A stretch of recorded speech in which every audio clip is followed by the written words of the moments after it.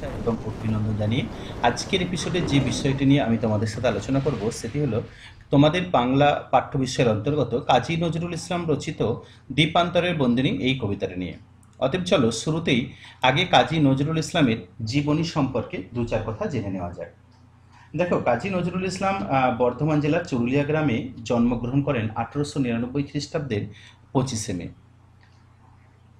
শৈশবে পিতৃহীন নজরুলকে জীবনে কঠোর সংগ্রাম করতে হয়। পরাধীন দেশের নাগরিক নজরুলকে আখ্যা দেওয়া হয় বিদ্রোহী কবি। তার কাব্য ছিল সামাজিক ও রাজনৈতিক অত্যাচারের প্রতিবাদের হাতিয়ার। এছাড়াও তার বাংলা গজলগুলি বিশেষ জনপ্রিয় হয়। গীত রচয়িতা, গায়ক ও সুরকার হিসাবেও তিনি বিখ্যাত। একসময় যেমন সৈন্যদলে যোগ দিয়েছিলেন, তেমনি পরবর্তীকালে রচনার মাধ্যমে স্বাদেশিকতা প্রচারের জন্য কারারুদ্ধ হন। 1942 খ্রিস্টাব্দে পক্ষাঘাতে তিনি বোধ শক্তিহীন হয়ে পড়েন। বাংলাদেশে তার জীবনাবসান হয়। তিনি 1976 খ্রিস্টাব্দের 29 আগস্ট মারা যান। তার বিভিন্ন কাব্যগ্রন্থগুলির মধ্যে আছে অগ্নিবীণা, দোলনচাপা, ফণিমনসা ইত্যাদি। তোমাদের পাঠ্য কবিতাটি ফণিমনসা কাব্যগ্রন্থ থেকে নেওয়া হয়েছে। এই সামান্য আলোচনা তোমাদের পাঠ্যাংশে যেটুকু ছিল সেই সামান্য আলোচনা নিয়ে বা আলোচনা উল্লেখ করলাম বা সামান্য কবি পরিচিতি জানিয়ে সরাসরি ফিরে আসবো তোমাদের কবিতা নিয়ে। দেখো, কবিতার নাম হচ্ছে দ্বীপান্তরের বন্দিনী। এখন প্রশ্ন হচ্ছে এই দ্বীপান্তর কেন? আসলে দ্বীপান্তর বলতে কি না, অন্য দ্বীপে নির্বাসন, অর্থাৎ অন্য দ্বীপে নির্বাসন এই শব্দকে বোঝানোর জন্যই বলা হচ্ছে দ্বীপান্তর। এবার প্রশ্ন হচ্ছে অন্য দ্বীপে নির্বাসন বিষয়টা কি? এই বিষয়টা যদি ভাবা হয় তাহলে কি ভাববে? আসলে ব্রিটিশ শাসিত ভারতে দীর্ঘমেয়াদী বা যাবজ্জীবন কারাদণ্ডে দণ্ডিত যারা কয়েদি থাকতো তাদের দ্বীপান্তর হতো। সাধারণত আন্দামান দ্বীপে তারা নির্বাসিত হতেন। সেখানকার বন্দি জীবন ছিল খুব ভয়ঙ্কর। ওই নির্মম বন্দি জীবনের প্রতীক হিসাবে কবি কাজী নজরুল ইসলাম দ্বীপান্তরের বন্দিনী কবিতায় ভারত মাতা বাগদেবী সরস্বতীর বন্দিদশার কথা বলেছেন। তো সেই কথা বলতে গিয়ে প্রথমেই তিনি কি বললেন? বললেন, আসে নাই ফিরে ভারত ভারতে। একটা ছোট্ট প্রশ্ন, আসে নাই ফিরে ভারত ভারতে। এখন এটা যদি একটু বিশ্লেষণ করা হয় তাহলে একটা বিষয় তোমাদের বলি। বিষয়টা দেখো তো, চন্দননগরে সন্তান সংঘের পরিচালনায় বাগদেবীর আরাধনা হচ্ছিল। সেই বাগদেবীর আরাধনার উপলক্ষে কবি নজরুল আমন্ত্রিত ছিলেন সেখানে, এবং সেখানে তিনি কবিতাটি প্রথম পাঠ করেন। তো সেই বাগদেবীর আরাধনা প্রসঙ্গে তিনি প্রথমেই বললেন, আসে নাই ফিরে ভারত ভারতে। অর্থাৎ ভারতবর্ষের, ভারত প্রথম ভারত মানে ভারতবর্ষ, আর ভারতী অর্থাৎ বিনা পানি। ভারতবর্ষের বিনা পানি ফিরে আসে না, এটা জিজ্ঞাসা, একটা ছোট্ট প্রশ্ন, যে ভারতবর্ষের ভারতী তো ফিরে আসেনি। বিষয়টা কি না, বিষয়টা যদি তোমরা একদম ভালো করে বিশ্লেষণ করে দেখো, যে কবি কাজী নজরুল ইসলাম বিদেশি শাসক যে সাম্রাজ্যবাদী শক্তি ইংরেজদের হাতে ভারত মাতাকে বন্দী থাকতে দেখে তিনি কিন্তু প্রচণ্ড দুঃখিত হয়েছেন এবং অন্তর্প্রদাহে জর্জরিত হয়েছেন। কবি অন্তরের সেই বেদনাই কিন্তু কবিতায় প্রকাশিত হয়েছে। প্রথম প্রশ্ন, আসে নাই ফিরে ভারত ভারতী। ফিরে ভারত মানে ভারতবর্ষের, ভারতী মানে বীণা পানি, অর্থাৎ বিদ্যার অধিষ্ঠাত্রী দেবী হলেন বীণা পানি বা ভারতী। শ্রুতি এবং শাস্ত্রের মধ্যে ইনি শ্রেষ্ঠতমা। কবি মানুষের আরাধনার একমাত্র স্থল। জগতের সৃষ্টি লগ্নে সৃষ্টিকর্তা ব্রহ্মার ইচ্ছায় দেবী 5 ভাগে বিভক্ত হয়েছিলেন, যেমন রাধা, পদ্মা, সাবিত্রী, দুর্গা ও সরস্বতী। পঞ্চমায় দেবীর পূজা প্রথম করেন কৃষ্ণা, তারপর থেকে তার পুজোর প্রচলন হয়। ব্রহ্মবৈবর্ত পুরাণ অনুসারে বাগদেবী হলেন সরস্বতী।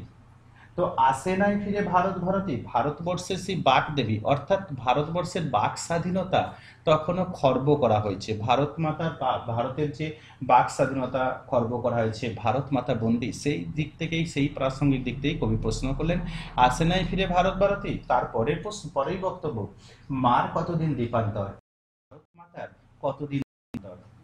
দ্বীপান্তর মানে দূর দ্বীপের নির্বাসন। পরাধীন ভারতবর্ষে ব্রিটিশ শাসকেরা স্বাধীনতাকামী বিপ্লবীদের আন্দামানে দ্বীপান্তরিত করত। সেই দ্বীপান্তর কতদিনে না, পুণ্যবেদী শূন্যে ধনিল ক্রন্দন 150 বছর। পুণ্যবেদী, ভারতবর্ষ পুণ্যবেদীর শূন্যে ধ্বনিত হয়েছে ক্রন্দন 150 বছর। আসলে পলাশী প্রান্তরে যখন 1757 খ্রিস্টাব্দে দেশের স্বাধীনতা বিসর্জন হয়, বিসর্জনের পরে সেই পরবর্তী 150 বছরের দিকটাই কিন্তু ইঙ্গিত করা হয়েছে। 1927 খ্রিস্টাব্দে কবিতাটি প্রকাশিত হয়। তাহলে 1757 যদি পলাশির যুদ্ধ হয়, তাহলে 1757 পর এই দেখো একবার, যদি 1757, হ্যাঁ পলাশির যুদ্ধ হয়, তারপর 1857, অর্থাৎ 100 বছর, আরও 50 বছর ধরো, তাহলে তুমি সেখানে পাচ্ছ 1907। অর্থাৎ এই যে পলাশির প্রান্তরে দেশের স্বাধীনতা বিসর্জনের পরবর্তী যে 150 বছর, সেই 150 বছরের পরাধীনতার জ্বালাটাকেই কিন্তু কবি এখানে তুলে ধরছেন। অর্থাৎ প্রথম 4টি চরণে একটা বিষয় তোমাদের কাছে ক্লিয়ার, সেটা হচ্ছে ভারত মাতা পরাধীন। ইংরেজ শাসিত ভারতে দীর্ঘমেয়াদী বা যাবজ্জীবন কারাদণ্ডে যারা দণ্ডিত হতো, সেই বিপ্লবীদের দ্বীপান্তর হতো। তাদের নর্মালি আন্দামান দ্বীপে নির্বাসিত করা হতো। সেখানকার বন্দি জীবন ছিল ভয়ঙ্কর এবং অত্যাচারে জর্জরিত জীবন, এবং সেই অত্যাচারে জর্জরিত জীবনের প্রতীক হিসাবেই কবি নজরুল ইসলাম দ্বীপান্তরে বন্দিনী কবিতায় ভারত মাতা সরস্বতীর বন্দিদশার কথা বলেছেন। কবি জানতে চেয়েছেন, বন্দিদশা থেকে মুক্তি পেয়ে বাক স্বাধীনতা বা বাক ভারতীকে ফিরে এসেছেন। মায়ের দ্বীপান্তরের জীবনের মেয়াদ কতদিন? মা দ্বীপান্তরে আছেন বলে তার পুণ্যবিধি শূন্য, আর সেই শূন্যতায় যেন কান্নার আওয়াজ তুলে জবাব দিচ্ছে দ্বীপান্তরের মেয়াদ 150 বছরের। অর্থাৎ ভারত মাতা বন্দী, ভারতের বীর সন্তানরা, ভারতের বীর বিপ্লবীরা তারা বন্দী। তো এই বন্দি দশাকে বোঝানোর জন্যই বলা আছে ক্রন্দন 150 বছর। অর্থাৎ পরাধীন ভারত মাতা যে পরাধীন, সেটা কিন্তু এখানে পরিষ্কার হয়ে গেল। ঠিক তারপরেই কবি বলছেন, সপ্ত সিন্ধু 13 নদী পার দ্বীপান্তরের আন্দামান। সপ্ত সিন্ধু 13 নদী পার দ্বীপান্তরের আন্দামান। সপ্ত সিন্ধু 7টি সমুদ্রকে বলা হয় সপ্ত সিন্ধু। 13টি নদীকে নির্দেশিত করা হয়েছে সপ্ত সিন্ধু, আর 13 নদী পেরিয়ে দ্বীপান্তরের আন্দামান। অন্য একটা দ্বীপ, যে দ্বীপান্তরের কথা বলা আছে সেই দ্বীপ কিন্তু কবি জানিয়ে দিলেন আন্দামান। আসলে সপ্ত সিন্ধু আর 13 নদী যদি বলা হয়, এই সপ্ত সিন্ধু আর 13 নদী আসলে দুস্তর ব্যবধান অতিক্রম করে এই আন্দামান।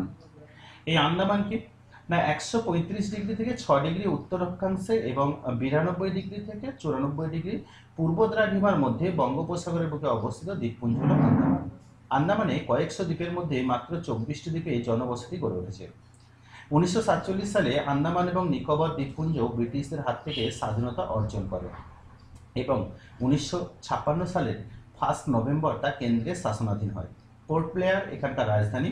এই শহরের উত্তর পূর্বে আছে যে ভয়ঙ্কর কুখ্যাত জেল, সেলুলার জেল। রাজদ্রোহের অপরাধে এখানে বহু স্বাধীনতা সংগ্রামীদের বন্দী করে রাখা হয়েছিল। তো সেই আন্দামানের কথায়, আন্দামানেই যে বন্দী ভারতের বীর সন্তানরা, সেই কথাটাই কিন্তু তুলে ধরালো। রূপের কমল, রূপার কাঠির কঠিন স্পর্শে যেখানে ম্লান। রূপের কমল, একদম খুব সহ, রূপের কমল দেশের তারুণ্য শক্তি বা প্রাণ শক্তিকে নির্দেশ করার জন্যই বললেন রূপের কমল। রূপার কাঠে কঠিন স্পর্শে, অর্থাৎ অত্যাচারে জর্জরিত তারা ম্লান, যেখানে ম্রিয়মান। শতদল যেথা শতদা ভিন্ন। শতদল বহুদল বা পাপড়ি বিশিষ্ট ফুল, আর এখানে স্বাধীনতার বাসনার্থে ব্যবহৃত হয়েছে শতদল। যেথা শতদা ভিন্ন, শত ছিন্ন ভিন্ন, শতধা মানে শত প্রকার, নানা রকম। অর্থাৎ স্বাধীনতা ভারতবর্ষে ছিন্ন কেন না, শস্ত্রপাণির অস্ত্র খায়। শস্ত্র অস্ত্রধারী, অর্থাৎ ব্রিটিশ পুলিশ প্রশাসনকে এখানে বোঝানো হয়েছে। তার অস্ত্রের আঘাতে মূলত ভারতের স্বাধীনতা আজ ছিন্ন ভিন্ন। যন্ত্রী যেখানে শান্তি বসায়, যন্ত্রী এখানে যন্ত্রবাদক, শান্তি মানে প্রহরী, অর্থাৎ সশস্ত্র প্রহরী বসিয়ে ব্রিটিশ সরকার, ব্রিটিশ শাসক বিনাতন্ত্রী কাটিছে হয়। বিনাতন্ত্রী অর্থাৎ, বিনাতন্ত্রী বলতে এখানে কি বোঝানো হচ্ছে না, ইংরেজ সরকার কর্তৃক দেশের মানুষদের স্বাধীনতা দাবি ও স্বপ্নকে নষ্ট করে দেওয়ার যে অপপ্রয়োগ, সেদিকে ইঙ্গিত করলেন কবি এখানে। দ্বীপান্তরে ভারতের বীর সন্তানরা বন্দী, সেই অর্থে ভারত মাতা পরাধীন, ভারত মাতাও বন্দী। এই অর্থে স্ত্রীলিঙ্গবাচক শব্দ দ্বীপান্তরের বন্দিনী। আসলে দ্বীপান্তরে যে অত্যাচারে জর্জরিত ভারতের বীর সন্তানরা, সে কথাই কিন্তু কবি এখানে তুলে ধরতে চাইলেন। আসলে যদি একটু ভালো করে দেখো, তাহলে একটা জিনিস খেয়াল করবে যে এই যে দুস্তর ব্যবধান, এই দুস্তর ব্যবধান যদি দেখানো হয়, তাহলে দেখবে দূরতম স্থান বোঝাতে 7 সমুদ্র 13 নদী পারের কথা বলা হয়েছে। আন্দামান বঙ্গোপসাগরে অবস্থিত দ্বীপপুঞ্জ মাদ্রাজ থেকে দূরত্ব 1191 কিলোমিটার। ভারতবর্ষের মূল ভূখণ্ড থেকে দূরত্ব বেশি বলেই কবি এখানে সপ্ত সিন্ধু 13 নদী পারের কথা বলেছেন। ব্রিটিশ শাসিত পরাধীন ভারতবর্ষে দীর্ঘমেয়াদী বা যাবজ্জীবন দণ্ডে দণ্ডিত কয়েদিদের দ্বীপান্তর দেওয়া হতো আন্দামানে। অর্থাৎ আন্দামানে তারা নির্বাসন দেওয়া হতো। সেখানকার কঠিন, কঠোর ও নির্দয় শাসনে বন্দি কয়েদিদের জীবন ম্লান হয়ে যেত। কবি নির্বাসিত বন্দির দুর্দশাগ্রস্ত জীবনের রূপক হিসাবে বন্দিনী মা সরস্বতীর রূপময় পদ্মের ম্লান হয়ে ওঠা ছবি এঁকেছেন। আর রূপোর কাঠির কঠিন স্পর্শে অর্থাৎ অত্যাচারের স্পর্শে সৌন্দর্য পদ্মের যে ম্লান অবস্থা সেটা কিন্তু এখানে কবি চিহ্নিত করলেন। তো সেই আন্দামান থেকে কোনো মুক্তির বার্তা এসেছে কিনা কবি এটা জানতে চাইলেন। কবি বললেন, সেখান হতে কি বেতার সেতারে এসেছে মুক্ত বন্ধ সুর। সেখান থেকে কি বেতার সেতারে এসেছে মুক্তবন্ধ সুর। আসলে কারা বিভাগের দায়িত্ব যারা, তিনি বন্দিনী বীণা পানির নজরদারির জন্য রক্ষী বসিয়েছেন। দুঃখের কথা, রক্ষী মায়ের বীণার তার কাটছে, সেখান থেকে তারহীন সেতার যন্ত্রে ধ্বনিত মুক্ত বন্ধ সুর কি এসেছে। অর্থাৎ এই অংশে কবি দ্বীপান্তরে অত্যাচারিত বন্দি জীবনের ছবি তুলে ধরতে চেয়েছেন এবং সেখান থেকে কোনো মুক্তির বার্তা এসেছে কিনা এটা কবি জানতে চাইলেন। তারপরেই কবির আরেকটা প্রশ্ন বা একটা কৌতূহল, মুক্ত কি আজ বন্দিনী বাণী, ধ্বংস হলো কি রক্ষপুর। মুক্ত হয়েছে কি বন্দিনী বাণী, বাক স্বাধীনতা আজ কি মুক্ত, ধ্বংস হয়েছে কি রক্ষপুর। 1919 খ্রিস্টাব্দে রাওলাট আইন প্রবর্তন করে ভারতবর্ষের বাক স্বাধীনতা, ভারতবাসীর বাক স্বাধীনতা খর্ব করা হয়। তো তারপরেও যেভাবে বাক স্বাধীনতা বা বাকদেবীর পূজা অর্চনা এবং পরাধীন ভারতমাতা যখন পরাধীন তখনও কিভাবে বাকদেবীর পূজা অর্চনা চলে বা কিভাবে সেই বাক স্বাধীনতা খর্ব করার পরেও মানুষ নিশ্চিন্ত থাকতে পারে, সেই জায়গাতে কবি উদ্বেগ প্রকাশ করেছেন। বন্দিনী বাণী মানে স্বাধীনতার কণ্ঠস্বর, আন্দামানের দেশপ্রেম তথা স্বাধীনতার মন্ত্রোচ্চারণকারীদের নির্বাসনে পাঠানো হয়েছিল বলে দেশের সার্বভৌমত্ব রক্ষার জন্য বিপ্লবীদের যে বাণী বা বাক স্বাধীনতা তাকে বন্দিনী বাণী বলা হয়েছে। আর ধ্বংস হলো কি রক্ষপুর। এই রক্ষপুর বলতে আসলে রাক্ষসদের আবাসস্থল। এখানে কিন্তু অত্যাচারী ব্রিটিশ যে শাসন ব্যবস্থা, সেই শাসন ব্যবস্থা যে আন্দামান, ব্রিটিশ শাসকের ব্যবস্থার অত্যাচারে জর্জরিত আন্দামানকে কিন্তু রক্ষপুর হিসাবে নির্দেশিত করা হয়েছে। অর্থাৎ এই অংশ পর্যন্ত যদি দেখা হয় তাহলে কিন্তু কবি এখানে মুক্তি চাইছেন। এই স্বাধীনতাকামী কবি, তিনি স্বাধীনতা প্রত্যাশী, তাই স্বাধীনতা চাইছেন। তাই তার পরবর্তী বক্তব্য বলছেন, যক্ষপুরী রৌপপঙ্কে। যক্ষপুরী আসলে যক্ষপুরী বলতে এখানে প্রেতপুরী আর কি। যক্ষপুরী রৌপপঙ্ক, রূপোর তো আর কোনোদিনও পাক হতে পারে না, তাহলে রৌপপঙ্কটা কি। রৌপপঙ্ক এখানে মূলত কঠিন অত্যাচার আর কি। যক্ষপুরী রৌপপঙ্কে এখানে ব্রিটিশ শাসনের ঐশ্বর্যের আড়ালে তার অত্যাচারী রূপটিকেই বোঝানো হয়েছে। ফুটিল কি তবে রূপকমল, তবে কি রূপকমল বা মুক্তির স্বাধীনতা বা মুক্তি বা স্বাধীনতা কি ফিরে আসলো। ঠিক তারপরে কবি বলছেন, কামান গোলার সীসাস্তূপে কি উঠেছে বাণীর শেষমহল। কামান গোলা সীসাস্তূপে কি উঠেছে বাণীর শেষমহল। ব্রিটিশ রাজশক্তি, শীষমহল মানে কাঁচের বাড়ি আর কি, আর শীর্ষ মানে ধাতু বিশেষ। ব্রিটিশ রাজশক্তির শোষণ অত্যাচারের পটভূমিতে স্বাধীনতার স্বপ্ন তথা দেশমাতৃকার পুনঃপ্রতিষ্ঠাতা সম্ভব হলো কিনা, কিংবা ব্রিটিশের অস্ত্রশক্তিকে অতিক্রম করে মুক্তির বাণী প্রচারিত হলো কিনা, এই সব ইঙ্গিতেরই সন্ধান করেছেন কবি। অর্থাৎ কবি সবসময় স্বাধীনতাকামী, মুক্তিকামী ছিলেন। তাই স্বাধীনতা এবং মুক্তি তিনি যেন বারংবার কামনা করছেন। আর সেই কামনা করতে গিয়ে কিন্তু তিনি বলছেন যে তিনি বারবার বার্তা দিয়েছেন যে 7 সমুদ্র 13 নদীর পারে, অর্থাৎ ভারত ভূখণ্ড থেকে মহাসমুদ্র পারে আন্দামান দ্বীপটি অবস্থিত। ইচ্ছা করলেই সেখানে তখন যাওয়া যেত না। কবি বলছেন, সশস্ত্র প্রহরায় বন্দী হয়ে যারা রয়েছেন তাদের জীবন, তাদের কাছে পৌঁছানোর কোনো রূপের কাঠির মতো জাদুদণ্ড নেই। অর্থাৎ এমন কোনো বিষয় নেই যে অত্যাচারিত মানুষগুলোর কাছে পৌঁছানোর, এবং সেই পৌঁছানো, সেই যে দুর্ভেদ্য বন্দিশালা, সেই বন্দিশালা শীষমহল যেন ভেঙে গেছে বা ভঙ্গুর হয়েছে কিনা, এটাই কিন্তু কবি বারংবার তার বার্তায় দিতে চেয়েছেন। তারপরেই বলছেন, শান্তি সূচিতে শুভ্র হলো কি রক্ত সদাল কোন খারাপ। শান্তি সূচিতে শুভ্র হলো কি রক্ত, শান্তি সূচি, শান্তি মানে পবিত্র, সূচি শান্তি মানে শান্তি, সূচি মানে পবিত্র। শান্তি সূচিতে শুভ্র হলো কি, শুভ্র বা সাদা হলো, শ্বেত হলো কি রক্ত সদাল খুন খারাপ। রক্ত সদাল রক্ত ভেজা খুন খারাপ হত্যাকাণ্ডের মধ্য দিয়ে কি শান্তির বার্তা আসলো। তবে কিসের আর্ত আরতি, তাহলে কিসের জন্য এই আর্ত আরতি, কিসের জন্য এই আর্ত আরতি বা কিসের জন্য এই পূজার্চনা, কিসের জন্যই এই আরতি, আর কিসের তরে এ শঙ্খারব, কিসের জন্যই এ শঙ্খধ্বনি। আসলে এই অংশ যদি আমরা দেখি, শাসকের নৃশংস অত্যাচারে খুন খারাপের ফলে রক্তের লাল কি শান্তির পবিত্রতায় সাদা হয়েছে। অর্থাৎ শান্তির শুচিশুদ্ধতার স্পর্শে জঘন্য নিষ্ঠুরতা, হিংসা ও জিঘাংসার কি অবস্থান হয়েছে। যদি না হয়ে থাকে তাহলে কিসের জন্য কাতর প্রার্থনা, কিসের জন্য এই পূজা নিবেদন, আর কিসের জন্য এই কল্যাণকামী এই শঙ্খধ্বনি, এটা কিন্তু কবি বুঝতে পারছেন না। আসলে কবি মুক্তি প্রত্যাশী ছিলেন, আর মুক্তি প্রত্যাশী কবি মুক্তি চেয়ে বারংবার তিনি সেই মুক্তির স্বপ্ন দেখেছিলেন, স্বাধীনতার স্বপ্ন দেখেছিলেন পরাধীন ভারতবর্ষের বুকে দাঁড়িয়ে, তাই কবি মুক্তি প্রত্যাশী এইসব বিষয়গুলো জানতে চেয়েছেন। ঠিক তারপরে কবি বলছেন 7 সমুদ্র 13 নদী পার দ্বীপান্তরের আন্দামান, অর্থাৎ 7 সমুদ্র 13 নদী পেরিয়ে দুস্তর ব্যবধান অতিক্রম করে সেই দ্বীপান্তর অন্য একটা দ্বীপ দেশ আন্দামান। বাণী যেথা ঘানি টানে নিশিদিন, বন্দি সত্য ভানিছে ধান। যেখানে বাণী অর্থাৎ বাণীর রক্ষী বাক স্বাধীনতা যেন ঘানি টেনে চলেছে, জেলের ঘানি টেনে চলেছে দিনরাত্রি। আর কি বন্দি সত্য ভানিছে ধান, আর সত্যবাদীরা সেখানে বন্দি হয়ে ধান ভেঙে চলেছে। অর্থাৎ একইভাবে যেন সেই পুনরাবৃত্তি বা সেই মুক্তি প্রার্থনাই করে চলেছে। জীবন চোয়ানো সেই ঘানি হতে আরতির তেল এনেছ কি? জীবন চুয়ানো, জীবনে চুইয়ে পড়া, প্রাণের বিনিময়ে শ্রমসাধ্য যে খরিত ফোঁটা ফোঁটা করে বেরিয়ে আসা জল চুয়ানো, অর্থাৎ পরিশ্রম বা ঝর্ণা, সেই জীবন চুয়ানো যে ঘানি, সেই ঘানি হতে আরতির তেল এনেছ কি? হোমানল হতে বাণীর রক্ষী বীর ছেলেদের চর্বি ঘি। হোমানল থেকে, হোমের অনল যজ্ঞের অগ্নি থেকে বীর ছেলেদের চর্বি ঘি, এগুলো কি আনা হয়েছে? দেশের স্বাধীনতার জন্য যে বিপ্লবীরা কষ্ট সহ্য করেছেন এবং দেশ মাতৃকার মুক্তি সাধনায় প্রাণদান করেছেন, সেই আত্মদানই হলো স্বাধীনতা সংগ্রামীদের মূল পাথেয়। সেই আত্মদানের কি কোনো বার্তা এসেছে? দেখো, তেল উৎপাদনের যন্ত্র হলো ঘানি, দ্বীপান্তরে কয়েদিদের ঘানি টানতে হতো, ঢেঁকিতে ধানও ভানানো হতো তাদের দিয়ে, এরকম সশ্রম কারাদণ্ডের বিধান ছিল। কবির প্রশ্ন হলো, ঘানি টানার মতো অমানসিক কঠিন পরিশ্রমের ফলে ফোঁটা ফোঁটা করে ঝরে পড়া কয়েদিদের জীবন নিংড়ানো তেল যা দিয়ে আরতি চলতে জ্বলবে তা কি আনা হয়েছে? বা মুক্তির বার্তা কি এসেছে? বাণীর রক্ষী বীর ছেলেরা যারা দ্বীপান্তরে কয়েদি, তাদের শরীর থেকে নিগড়ে নেওয়া চর্বি যা হোমানলে আহুতি দেওয়ার ঘিস্বরূপ, তা কি আনা হয়েছে? অর্থাৎ অত্যাচারে জর্জরিত আন্দামান থেকে কোনো কি মুক্তির বার্তা এসেছে? এটাই কবি কিন্তু বারংবার জানতে চাইছেন। ঠিক তারপরেই কবি বললেন, হাই শৌখিন পূজারী, বৃথাই দেবীর শঙ্খে দিতেছ ফুঁ।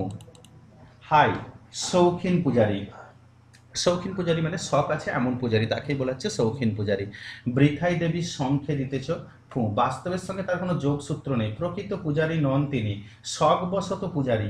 সেই শৌখিন পূজারী বা দেশের স্বাধীনতার জন্য শখের আন্দোলনকারী, তারা বৃথাই দেবীর পূজারী, যেমন দেবীর শঙ্খে বৃথাই ফোঁ দেয়, ঠিক তেমনি দেশের স্বাধীনতার জন্য শখের আন্দোলনকারীরা বৃথাই যেন আন্দোলন করে চলেছে। আর তাই কবির আক্ষেপ যে পুণ্যবেদী শূন্য ভেদিয়া ক্রন্দন, পুণ্যবেদীর শূন্য, এই ভারতবর্ষের পুণ্যবেদীর শূন্য, স্বাধীনতার শূন্য ভেদ করে ক্রন্দন উঠিতেছে, শুধুই পরাধীনতার ক্রন্দন, এছাড়া কিছুই না। সরস্বতীর বেদিতে বৃথাই পূজার আয়োজন হয়েছে, উপাচারহীন ও দেবীহীন বেদিতে দেবীর উদ্দেশ্যে পূজারীর শঙ্খধ্বনি নিষ্ফল শৌখিনতার পরিচয়। কবিতায় হতাশা প্রকাশ করেছেন, দেবীর পুণ্যবেদীর শূন্যতা ভেদ করে কেবলই কান্নার আওয়াজ উঠেছে। ঠিক একইভাবে এই পরাধীন ভারতবর্ষ যখন পরাধীনতার শৃঙ্খলে আবদ্ধ, তখন এই শখের আন্দোলন, স্বাধীনতার আন্দোলন যেন কবিকে ব্যথিত করেছে। আর সেই ব্যথিত হৃদয়ে কবিতায় বলে উঠলেন, পুণ্যবেদীর শূন্য ভেদিয়া ক্রন্দন উঠিতেছে শুধু। ঠিক তার পরবর্তী অংশে কবি বললেন, পূজারী কাহারে দাও অঞ্জলি। একদম সরাসরি বললেন, পূজারী যিনি পূজা করেন তার কাছে জানতে চাইলেন, পূজারী কাহারে দাও অঞ্জলি, কাকে অঞ্জলি দিচ্ছ? মুক্ত ভারতী ভারতে কই, মুক্ত ভারতী, মুক্ত সরস্বতী, মুক্ত বাক স্বাধীনতা, মুক্ত বাগদেবী ভারতবর্ষে কই? আর ভারতবর্ষের মতো দেশ যেখানে ব্রিটিশ শাসকের অত্যাচারে জর্জরিত, সেই জর্জরিত দেশে আইন যেখানে ন্যায়ের শাসক, আইন যেখানে ন্যায়কে শাসন করে, সত্য বলিলে বন্দী হয়, সত্য কথা বললে যেখানে ব্রিটিশ শাসনের অধীনে বারংবার বন্দী হতে হয়েছে। আসলে ভারত মাতা ভারতেই দ্বীপান্তরের বন্দিনী, তিনি মুক্ত নন, তিনি ভারত ভূমিতে নেই। পূজারী পুজোর আয়োজন করে কাকে অঞ্জলি দেবেন? পরাধীন ভারতে ন্যায়ের স্থান নেই, সরকার বিধিবিধান শাসক হয়ে ন্যায় বা সুবিচারকে শাসন করছে, ফলে ভারতবাসীর জন্য সুবিচার মেলে না। সত্য কথা বললে ভারতবাসীকে বন্দী হতে হয়, এমনকি অত্যাচারিত হইয়া যেখানে বলিতে পারে না অত্যাচার, এমনকি অত্যাচারিত মানুষ যেখানে অত্যাচারের কথা বলতে পারে না, যেথা বন্দিনী সীতা সমবাণী, যেখানে বন্দিনী সীতার মতো বাণী। বন্দিনী সীতা সমবাণী বলতে ব্যাপারটা কি আছে না, বন্দিনী সীতা বোন শূর্পণখার অপমানের প্রতিশোধ নেওয়ার জন্য লঙ্কারাজ রাবণ সীতাকে পঞ্চবটী বন থেকে হরণ করে নিয়ে আসেন এবং অশোক বনে বন্দিনী করে রাখেন। সেই বন্দিনী সীতা মানে সীতাকে একটা পবিত্র রূপে বোঝানো হচ্ছে। বন্দিনী সীতার মতো পবিত্র বাণী, বন্দিনী সীতা সম বাণী, বন্দিনী সীতার মতো যে বাণী বা বাক স্বাধীনতা, সেই পবিত্র বাক স্বাধীনতা পবিত্র ভারত মাতা সইছে বিচার চেরির মার। চেরি অর্থাৎ এখানে মূলত রাক্ষস রাজ রাবণের মূলত নারী বাহিনী, আসলে বিচাররূপ রাক্ষসী প্রহরী দ্বারা যারা সীতা দেবীর প্রহরায় রত থাকতো অশোক বনে, তাদেরকেই চেরি বলা হচ্ছে। এখানে এই যে বাক স্বাধীনতা অর্থাৎ যেখানে বন্দিনী সীতার মতো পবিত্র বাণী যেখানে বন্দী, বা সীতার মতো পবিত্র বাক স্বাধীনতা যেখানে বন্দী, এবং সেখানে অত্যাচারে জর্জরিত অর্থাৎ এই রাক্ষস রাজের প্রমীলা বাহিনীর সাথে ব্রিটিশ সরকারের অত্যাচারের কথা তুলনা করা হচ্ছে। সহিছে বিচার চেরির মার। লঙ্কার অশোক কাননে যেমন বন্দিনী সীতাকে বেষ্টন করেছিল চেরির দল, ঠিক সেরকমই বিচার ব্যবস্থার দোহাই দিয়ে স্বাধীনতার দাবিকে উপেক্ষা ও স্তব্ধ করে দিতে প্রয়াসী হতো ইংরেজ শাসকেরা। বিপ্লবীদের তারা বন্দি করে রাখে আন্দামানের সেলুলার জেলে। তাই কবির একটাই প্রশ্ন এসে গেছে যে বন্দিনী যেথা বন্দিনী সীতা সমবাণী সহিছে বিচার চেরির মার, যেখানে চেরি বা এই রাক্ষস রাজ আর রাবণের প্রমীলা বাহিনীও তো মার সহ্য করছে, বাণীর মুক্ত শতদল যথা, বাণীর মুক্ত শতদল অর্থাৎ বাণীর মুক্ত শতদল বলতে ভারতের বীর সন্তানদের বোঝানো হয়েছে, বীর বিপ্লবীদের বোঝানো হলো। বাণীর মুক্ত শতদল যথা আখ্যা লোভিল বিদ্রোহী, যারা বিদ্রোহী আখ্যা লাভ করলো, বিদ্রোহী আখ্যায় তারা ভূষিত হলো। তো সেখানে কবি জানতে চাইছেন, পূজারী সেখানে এসেছো কি তুমি বাণী পূজা উপাচার বই, সেখানে পূজারী বাণী পূজার উপাচার বহন করে কি পূজার উপচার করে বহন করে এসেছো? দেখো, অত্যাচারিত হয়ে অত্যাচারের কথা বলা স্বাধীনতা নেই, প্রতিবাদ করা সত্য কথা বলা এ ধরনের বাক স্বাধীনতা নেই। অশোক বনে বন্দিনী রামপত্নী সীতার মতো বাণীর দেবী সরস্বতী বন্দিনী, সীতাকে পাহারা দিত রাক্ষসেরা, বন্দিনী ভারত জননী পাক দেবী সীতার মতো বিচারতুল্য চেরির মার সহ্য করতে হচ্ছে। এখানে সীতার সঙ্গে বাগদেবী এবং চেরির সঙ্গে বিচার বা ব্রিটিশ শাসকদের তুলনা করা হয়েছে। আরেকটা বিষয় বলা হলো বাণীর মুক্ত শতদল যথা আখ্যা লোভিল বিদ্রোহী, পূজারী সেখানে এসেছো কি তুমি বাণী পূজা উপাচার বহি, শাসকের অন্যায় অবিচারে সরস্বতীর মুক্ত শতদল রূপী স্বাধীনতা যোদ্ধা যারা, তারা বিদ্রোহী আখ্যা পেয়েছেন। এই অবস্থাতে পূজারী কি মা বাগদেবীর পূজার উপাচার বয়ে এনেছেন মায়ের শূন্য বেদিতে? কার পূজা করবেন তিনি? এ কথাই যেন কবি বারংবার জানতে চাইছেন, এবং জানতে চেয়ে কবি যেন ব্যথিত হয়েছেন। আর ব্যথিত হয়ে কবি শেষে নতুন যুগের বার্তা আনতে চেয়ে বললেন, সিংহেরে ভয়ে রাখে পিঞ্জরে, সিংহকে ভয়ে পশুরাজকে অত্যন্ত তার তার হচ্ছে শক্তি ভেবে বা শক্তি ভয়ে ভীত হয়ে রাখে পিঞ্জরে, পিঞ্জরে মানে খাঁচায় বন্ধ করে রাখে। আর ব্যাঘ্রের হানে শক্তিশীল, আর বাঘকে শক্তিশীল বা বাঘের মতো হিংস্র জন্তুকে হানে অগ্নিশীল, আগ্নেয় অস্ত্র দ্বারা আঘাতে জর্জরিত করা হয়। আসলে পশুরাজ সিংহের মতো তেজস্বী স্বাধীনতা সংগ্রামীদের পিঞ্জরে অর্থাৎ জেলে বন্দি করে রাখার কথা এখানে বলা হলো। কে জানিত কাল বিনা খাবে গুলি, কে জানিত, তারপরেই প্রশ্ন কে জানিত, বা তারপরেই কবি বলেন কে জানিত কাল বিনা খাবে গুলি, বাণীর কমল খাটি বেজেল। তার আগে সিংহের ভয় রাখে পিঞ্জরে এই অংশটা একবার দেখে নাও। সিংহের ভয়ে ভীত হয়ে তাকে খাঁচায় বেঁধে রাখা হয়েছে, বাঘকে আঘাত করা হয়েছে কামানের আগুনে গোলা ছুড়ে, অর্থাৎ সিংহের মতো পরাক্রমশালী বীর স্বাধীনতা যোদ্ধার ভয়ে ভীত হয়ে ইংরেজ শাসক জেলে বেঁধে রেখেছে। বাঘের মতো শক্তিমান দেশপ্রেমীকে কামানের গোলা ছুড়ে আঘাত করেছে। সিংহের সঙ্গে বীর স্বাধীনতা যোদ্ধার অর্থাৎ বাঘের সঙ্গে শক্তিমান দেশপ্রেমিকের তুলনা করা হয়েছে। এবং তারপরেই বললেন কে জানিত কে জানিত কাল বিনা খাবে গুলি, কে জানিত বাণীর কমল খাটি বেজেল, কে জানতো মা সরস্বতী বিনাহারা হবেন, মায়ের পদ্মাসনের পদ্ম কেড়ে নেওয়া হবে, বিনা খাবে গুলি কমল খাট বেজেল। অর্থাৎ সব মিলিয়ে যদি বলা হয় ভারতের বীর সন্তানরা যে অত্যাচারে জর্জরিত, সে কথাই কিন্তু কবি এখানে বারবার তুলে ধরছেন। ঠিক তারপরেই বলছেন, তবে কি বিধির বেতার মন্ত্র, তবে কি বিধাতার বেতারে মন্ত্র, বেজেছে বাণীর সেতারে আজ, তাহলে কি বেজেছে বাণীর এই বাক স্বাধীনতা সেতারে অর্থাৎ বাদ্যযন্ত্রে আজ? পদ্মে রেখেছে চরণ পদ্ম যুগান্তরের ধর্মরাজ, পদ্মে রেখেছে চরণ পদ্ম অন্য এক যুগের যুগান্তর মানে অন্য যুগের ধর্মরাজ, যিনি ধর্মের উপর রাজত্ব করেন, সেই ধর্মরাজ নতুন যুগ প্রতিষ্ঠা করার জন্য কি ব্যাকুল হয়েছেন? অর্থাৎ কবি বলছেন তবে কি বিধাতার বেতার যন্ত্রের মাধ্যমে সরস্বতীর সেতার বাদ্যযন্ত্রে এই বার্তা আজ বেজেছে যে মায়ের পদ্মে যুগান্তরের ধর্মরাজ তার চরণ পদ্ম রেখেছেন। ধর্মরাজ নতুন যুগের সূচনার জন্য মায়ের পদ্মে অবস্থান করছেন। আসলে যুগান্তর বলতে দ্বীপান্তরের অবসান ঘটিয়ে কবি স্বাধীনতার নতুন যুগের সূচনা কামনা করছেন বা সেই দিকে নির্দেশ দিলেন। তাই কবির শেষ বক্তব্য তবে তাই হোক, কবি গিয়ে শেষে বললেন তবে তাই হোক। ঢাকো অঞ্জলি, এই পূজা পার্বণ বা এই পূজা অঞ্জলি সব ঢেকে দাও, বাজাও পাঞ্চজন্য শাক। এখন এই পাঞ্চজন্য শাক, পাঞ্চজন্য কি না, পঞ্চজন নামক দৈত্যের অস্থি দিয়ে তৈরি বলে এই কৃষ্ণের শাকের নাম হয় পাঞ্চজন্য। মূলত কৃষ্ণ এই যুদ্ধের শুরুতে, কুরুক্ষেত্র যুদ্ধের শুরুতে এই শাক বাজিয়ে যুদ্ধ ঘোষণা বা যুদ্ধের সূচনা ঘোষণা করতেন।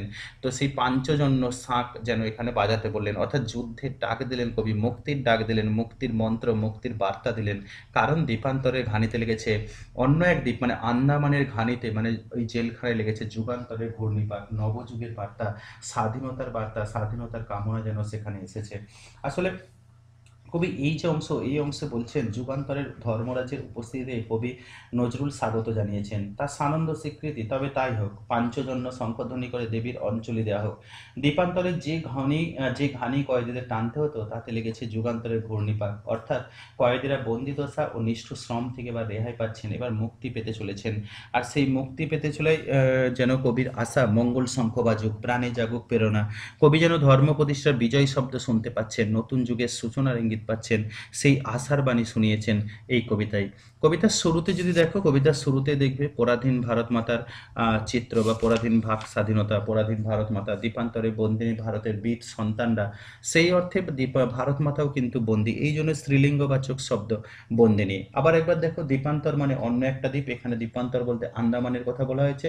আন্দামানে ভারতের বীর সন্তানরা বন্দী, সেই অর্থে পরাধীন ভারত মাতা, এবং এই অর্থে স্ত্রীলিঙ্গবাচক শব্দ বন্দিনী শব্দটি ব্যবহার করা হয়েছে। সব দিক থেকে যদি দেখা হয় তাহলে দ্বীপান্তরে অত্যাচারে জর্জরিত যে ভারতের বীর সন্তানরা এবং ভারত মাতার পরাধীনতার জ্বালা এবং ক্রন্দন, অসহায়তা সব কিছু তুলে ধরা হয়েছে বলে সার্বিক দিক থেকে যদি বিচার করা হয় তাহলে কবিতার নামকরণ দ্বীপান্তরে বন্দিনী সার্থক এবং তাৎপর্যমণ্ডিত হয়েছে। আজকের এই আলোচনা এখানেই শেষ করলাম। আজকের আলোচনা যদি তোমাদের ভালো লাগে তাহলে অবশ্যই লাইক, কমেন্ট এবং শেয়ার করো। আর যারা আজকে আমাদের চ্যানেলে প্রথম এসেছে অবশ্যই চ্যানেলটি সাবস্ক্রাইব করে পাশের বেল আইকনটি ক্লিক করো, যাতে পরবর্তী সময়ে আরও গুরুত্বপূর্ণ আলোচনা খুব তাড়াতাড়ি তোমাদের মোবাইলে পৌঁছে। সকলে ভালো থেকো এবং অবশ্যই সকলকে ভালো রেখো।